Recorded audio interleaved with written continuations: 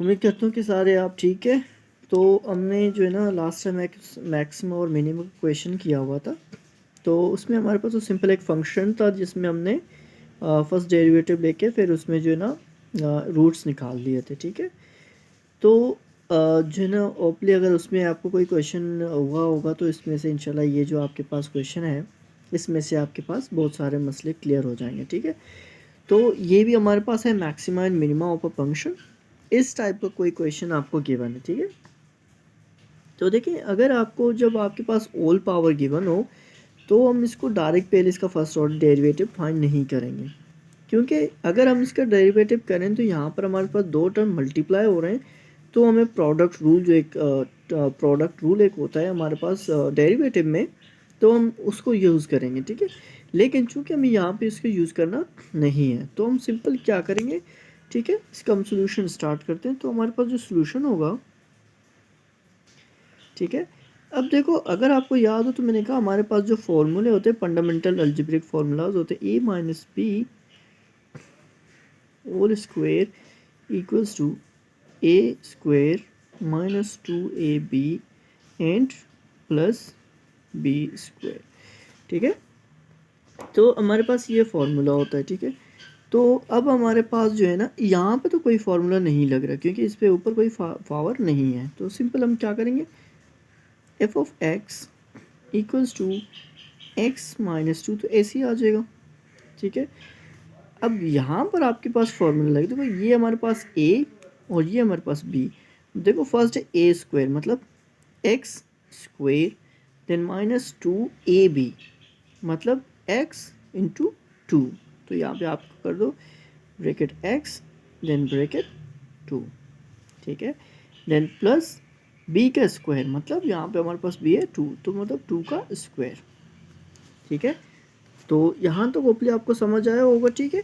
तो हमने सिंपल क्या करना है, x माइनस 2 तो यहीं पे ऐसे ही रहेगा एग्जैक्ट, ठीक है। अब देखें यहाँ पर हमारे पास सिंपल क्या करना है, हमें सिंप्लीफिकेशन करनी है, एक्स स्क्वायर अपनी जगह पे आ जाएगा, ये 2 इस 2 से मल्टीप्लाई हो जाएगा तो माइनस 4x देन 2 पावर 2 मतलब 2 मल्टीप्लाई बाय 2 जो क्या आएगा 4, ठीक है।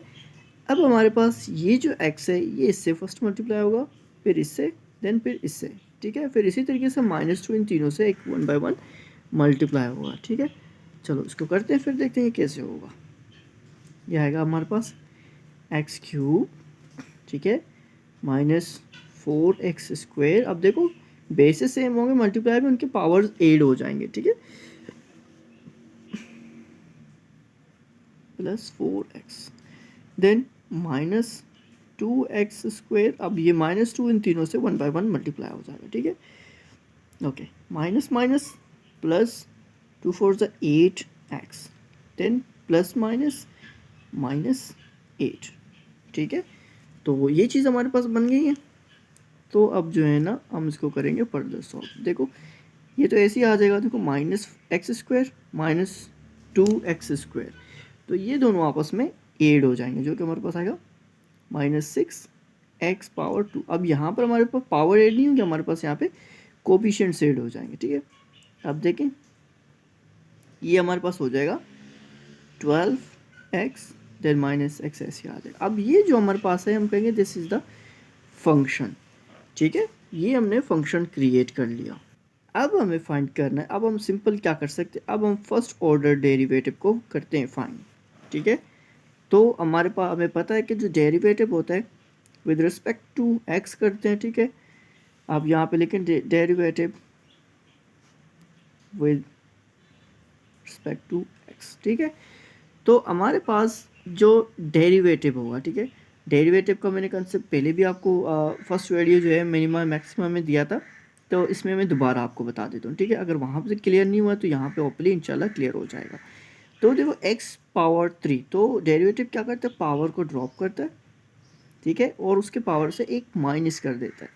इसी तरीके से -6, ठीक है, 2 नीचे आ जाएगा और x ऐसे आ जाएगा। देन ये इसका पावर तो ऑलरेडी 1 है, जब 1 नीचे आ जाएगा तो 1 पावर -1 हो जाएगा 0, तो anything power 0 will be equals to 1, तो यहाँ पे आ जाएगा 12 और कांस्टेंट का डेरिवेटिव क्या होता है 0। तो हम इसको फर्दर सॉल्व करते हैं। तो ये आ जाएगा x, ये हो जाएगा -12x और ये हो जाएगा +12। ठीक है, तो ये हमारे पास आ गया वैल्यू। अब देखें यहाँ पर अगर आप थोड़ा सा अगर नोटिस करें तो 3 जो है, अगर 3 को मैं कॉमन निकाल दूँ तो देखो 3 के टेबल में 12 मौजूद है, तो ये आ जाएगा, यहाँ पे स्क्वायर है, यहाँ पे -3 4 ज़ा 12, देन यहाँ पे आ जाएगा 4। ठीक है, ये हमारे पास आ गया। ठीक है, ओके, चलो इसको फर्दर सॉल्व करते हैं। ठीक है, तो हमने कंसीडर करना है, कंसीडर क्या करना है, let f first order of derivative of the function equals to 0। तो हम कहेंगे 3x x square -4x + 4 equals to 0। ठीक है, तो अब हमें करना ये है कि देखो ये 3 यहाँ पे मल्टीप्लाई और सब जाके डिवाइड हो जाएगा, तो मैं अगर कहूँ 0 डिवाइडेड बाय 3 तो ये कंप्लीट 0 हो जाता है। ठीक है, तो हमारे पास जो है फंक्शन आ जाएगा x square -4x equals to 0। देखिए यहाँ पर आपके पास जो है ना पावर है 2, तो यहाँ पर आप साइंटिफिक डिवीजन यूज़ नहीं करने। ठीक है, जो हमारे पास एक टेक्निक होता है साइंटिफिक डिवीजन। ठीक है, तो जो कि लास्ट वीडियो में शायद अगर मैंने बताया होगा, अगर नहीं बताया तो ये होता है कि जब हमारे पास वेरिएबल का पावर 3 या 3 से बड़ा हो तो हम साइंटिफिक डिवीजन यूज़ करते हैं, जिसको शॉर्ट एंड डिवीजन भी कहते हैं। ठीक है, तो उससे हम जो है ना रूट्स निकाल रहे होते हैं, लेकिन यहाँ पर आपको उसकी ज़रूरत नहीं है। मैं इसका थर्ड पार्ट में साइंटिफिक डिवीजन भी आपको सॉल्व करके दिखा दूंगा कि साइंटिफिक डिवीजन कब सॉल्व करते हैं और कैसे सॉल्व करते हैं। ठीक है, तो यहाँ पर हमें सिंपल फैक्टराइजेशन करनी है। ठीक है, अब देखो, अब ये जो टर्म है हमें इसको 2 हिस्सों में ब्रेक करना है। ब्रेक कैसे करना है, तो देखो -4 है, अगर मैं कहूँ कि -2 मल्टीप्लाई बाय -2 तो हमारे पास क्या माइनस माइनस प्लस 2 2 ज़ा 4। ठीक है, +4 आ गया, और अगर इन दोनों को मैं ऐड कर दूँ -2 तो हमारे पास -4 आ जाएगा। ठीक है, तो हम इसकी जगह पे -2x देन -2x रख देंगे। ठीक है, देखो मैंने इसको 2 हिस्सों में तोड़ दिया, हमने इसके ब्रेक कर दिया है। ठीक है, मिडिल टर्म को हमेशा ब्रेक करते हैं, मल्टीप्लाई करने पर आपको ये नंबर मिलना चाहिए, और आपके पास जो बीच वाला नंबर है, ठीक है, उसको ऐसे ब्रेक करना है, प्लस करने पर आपको यही मिले, मल्टीप्लाई करने पर ये नंबर मिले। और बाकी अगर आपके पास एक उसका और भी टाइप है, वो भी मैं जो है ना साइंटिफिक डिवीजन वाला जो होगा उसमें से उसको भी कवर कर लूँगा। ठीक है, तो इसमें हमारे पास सिंपल हमारे पास आ जाएगा 4। ठीक है, अब यहाँ से आप x को कॉमन निकाल दें तो x -2। ठीक है, ओके, अब यहाँ से भी आप -2 को कॉमन निकाल दें तो x -2 इक्वल्स टू 0। ठीक है, तो हमारे पास आ जाएगा x -2।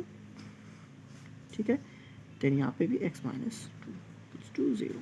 ठीक है, तो ये चीज़ हमारे पास आ गई है। अब हम सिंपल क्या करेंगे, x -2 equals to 0 then x -2 equals to 0। ठीक है, तो हम कहेंगे कि ये हमारे पास है 2 और ये भी हमारे पास है 2। तो सिंपल हम कहेंगे कि दोनों रूट सेम है, तो किसी एक रूट पे हम फंक्शन को चेक करेंगे कि वेदर हमारे पास फंक्शन ग्रेटर देन 0 आ रहा है, लेस देन 0 आ रहा है, या इक्वल्स टू 0 आ रहा है। ठीक है, जो कि हमारे पास फंक्शन है x -2। ठीक है, आप x का वैल्यू रख दें 2 2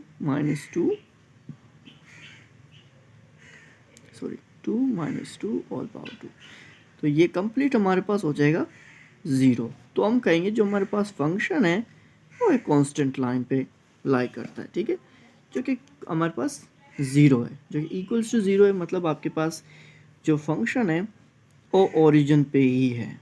ठीक है, ना राइज कर रहा है ना लोअर एरिया में जा रहा है। ठीक है, तो हम कहेंगे ये हमारे पास फंक्शन का मैक्सिमम और मिनिमम पॉइंट नहीं है। अगर आप कहें तो इसको आप मिनिमम पॉइंट कह सकते हैं, क्योंकि ये 0 है, यहीं आपके पास सेम पॉइंट मैक्सिमम भी है और मिनिमम भी है। ठीक है, चलें मिलते हैं इंशाल्लाह नेक्स्ट वीडियो की तरफ। उम्मीद करता हूँ कि आपको ये पूरा समझ आया होगा। अगर स्टिल आपको समझ नहीं आया तो इंशाल्लाह इसका जो थर्ड पार्ट होगा उसमें हम साइंटिफिक डिवीजन वगैरह सारा कुछ कर देंगे, और इंशाल्लाह उसमें आपके सारे कन्फ्यूजन क्लियर होंगे। ठीक है, ओके, अल्लाह हाफिज़, इंशाल्लाह मिलते हैं नेक्स्ट क्वेश्चन की तरफ।